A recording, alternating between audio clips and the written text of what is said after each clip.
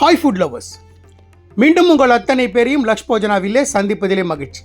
இன்றைக்கி என்னென்னு கேட்டிங்கன்னா, ஒரு ஹெல்த்தியான ரெசிபி, விரத காலங்களில் செய்யக்கூடிய ஒரு நீர் தோசை. பொதுவாக நீர் தோசைக்கு அரிசி சேர்த்து செய்வோம். நான் இன்றைக்கி மில்லட் குதிரைவாலி அரிசியை வச்சு ஒரு நீர் தோசை ஃபென்டாஸ்டிக்காக இருக்கும். நார்த் இந்தியாவில் இது விரத காலங்களில் ரெகுலராக செய்யக்கூடியது. வாங்க, குதிரைவாலி அரிசியை வச்சு ஒரு நீர் தோசை எப்படி செய்யலான்னு பார்க்கலாம்.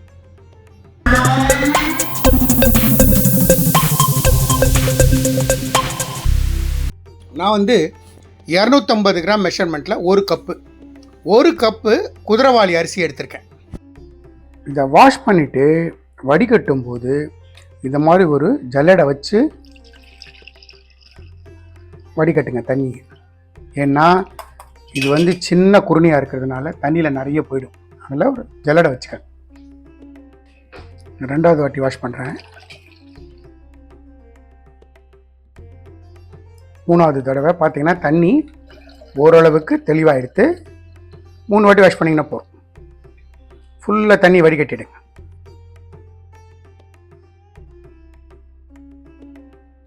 எந்த கப்பில் நம்ம மெஷர்மெண்ட் எடுத்தோமோ அதே ஒரு கப்பு. இது வார்ம் வாட்டர், கொஞ்சம் சூடாக இருக்கிற தண்ணி. இதை 1/2 hour சோக் பண்ணிட்டேன். 1/2 hour ஊறட்டும். 1/2 hourக்கு அப்புறம் பார்க்கலாம். அந்த ஒரு கப்பு குதிரைவாலி அரிசிக்கு 1/2 cup desiccated coconut, 1/2 cup desiccated coconut எடுத்திருக்கேன். இதை நல்லா சூடு தண்ணி, ஹாட் வாட்டர் போட்டு சோக் பண்ணணும். நான் ஹாட் வாட்டர் எடுத்து மிக்ஸ் பண்ணுறேன்.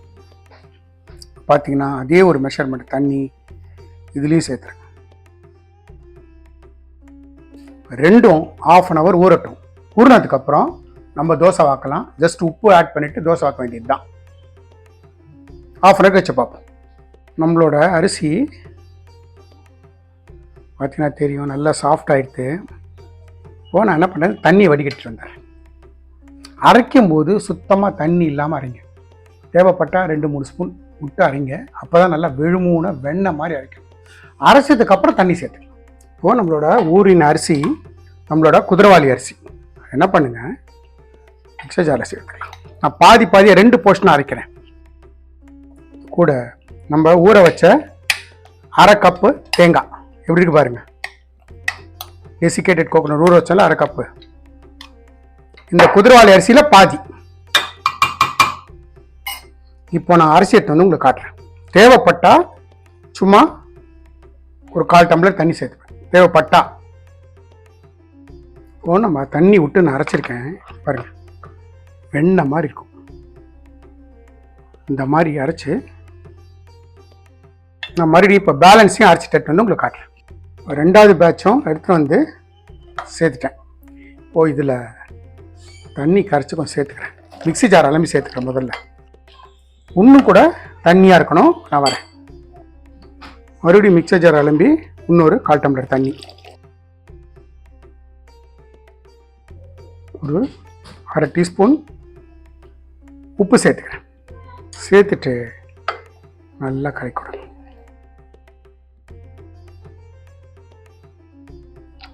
இந்த கன்சிஸ்டன்சி சரியாக இருக்கும். நான் நீர் தோசை பேட்டர் கொஞ்சம் நல்லா தண்ணியாக இருக்கும். இப்போ நம்மளோட பேட்டர் தயார். டைரெக்டாக தோசை வாக்க வேண்டியது தான். வாங்க கிச்சனில் போய் தோசை வாக்குறோம். நான் ஸ்டவ் பற்ற வச்சு தோசைக்கல் வைக்கிறேன். தோசைக்கல் ஸ்லைட்டாக சுடட்டும். கொஞ்சமாக எண்ணெய் விடுங்க. சீசன் பண்ணிக்கோங்க. நல்லா சூடாக இருக்கு. மாவை ஒரு வாட்டி நல்லா கலக்கிடுங்க. கலக்கிட்டு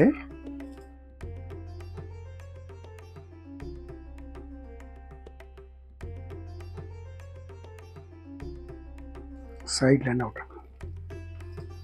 இந்த கேப்பில் ஸ்லைட்டாக எண்ணெய்.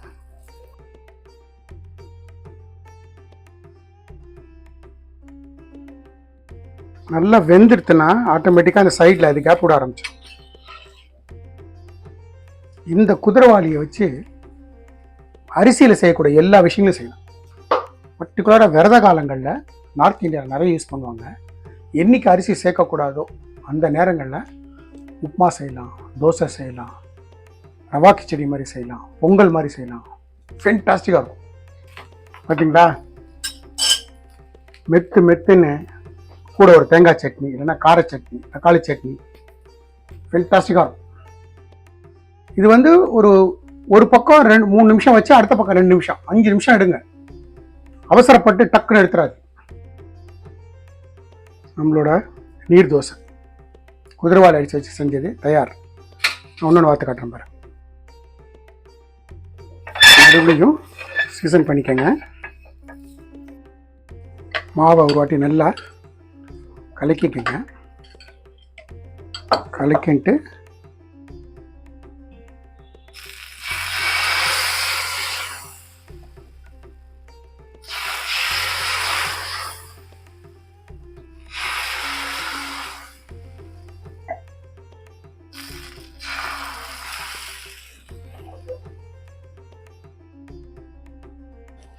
போட்டுட்டு ஃப்ளேமை கொஞ்சம் லோ டு மீடியம் ஆக்கிடுங்க.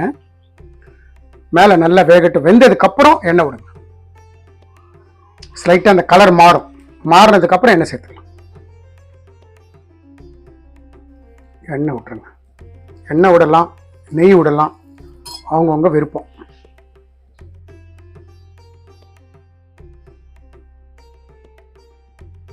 இப்போது நம்மளோட தோசை வெந்தெடுத்து அப்படியே திருப்பி போடுங்க. இந்த பக்கமும் வெந்தெடுத்து திருப்பிட்டு போட்டு எடுத்தீங்கன்னா நம்மளோட நீர் தோசை தயார். நான் இன்னொன்று வார்த்தை காட்டுறேன் பாருங்க. நல்ல ஒரு வாட்டி கலக்கிக்கங்க. கலக்கின்ட்டு அவுட்டர்லேருந்து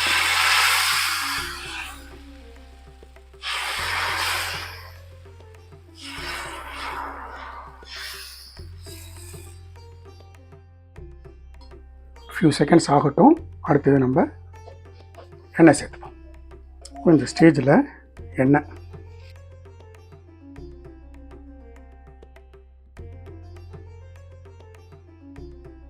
டொமஸ்டிக் ரேஞ்சினால கல்லை எல்லா பக்கமும் நல்லா திருப்பி எல்லா பக்கமும் வேகிற மாதிரி பாருங்க. பார்த்தீங்கன்னா நல்லா திருப்பி